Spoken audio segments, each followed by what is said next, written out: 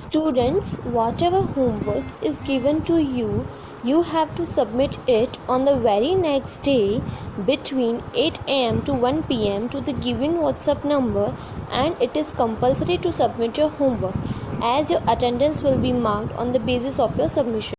Hello students, welcome back. Today in this video we will understand the meaning of the poem Gandhi. So let's start. He, the saint of peace and non-violence, taught the world at large that hatred and violence bring nothing else but curse. Rise, awake and shake off the slavery.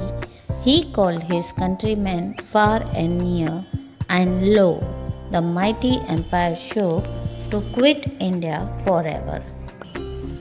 इधर कवि गांधी जी के बारे में बता रहे हैं कि उन्होंने शांति और अहिंसा पर सिखाया है और कहा है कि घृणा और हिंसा और कुछ नहीं है बल्कि एक अभिशाप है।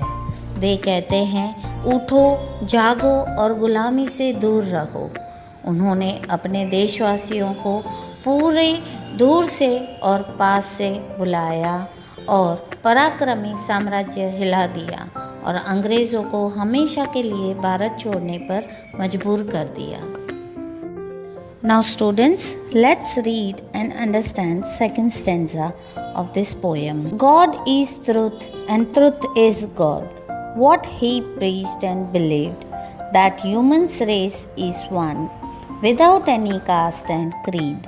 He, the father of the nation, uplifted all son of God, from woe himself worked and set examples so that oppression must go. Gandhi ji ने कहा कि ईश्वर सत्य और सत्य ही है। उन्होंने जो उपदेश दिया और विश्वास किया कि मानव जाति एक ही है, बिना किसी जाति और पंथ के उन्होंने राष्ट्रपिता ने सभी ईश्वर के पुत्र को उठने को कहा और जो स्वयं काम किया और उसके उदाहरण भी प्रस्तुत किए ताकि अत्याचार न हो सके। His love, pity and kindness conquered the heart of people. Without any wealth and kingdom, he was the king of one and all. उनके प्यार और पवित्रता और दया ने लोगों के दिलों को जीत लिया था। बिना किसी धन और राज्य के वह एक और सभी के राजा बन गए थे। Evil bullet pierced his body, but not his immortal soul. Let us bow and take pledge. His ideals will always be our goal. Poet कहते हैं कि बुराई की गोली उनके शरीर को चीर गई, लेकिन उनकी अमर आत्मा को नहीं। आइए हम सब झुककर प्रतिज्ञा लें कि उनके आदर्श हमेशा हमारे लक्ष्य रहेंगे। Now students, you have to learn this poem and to write down the word meanings in your notebook.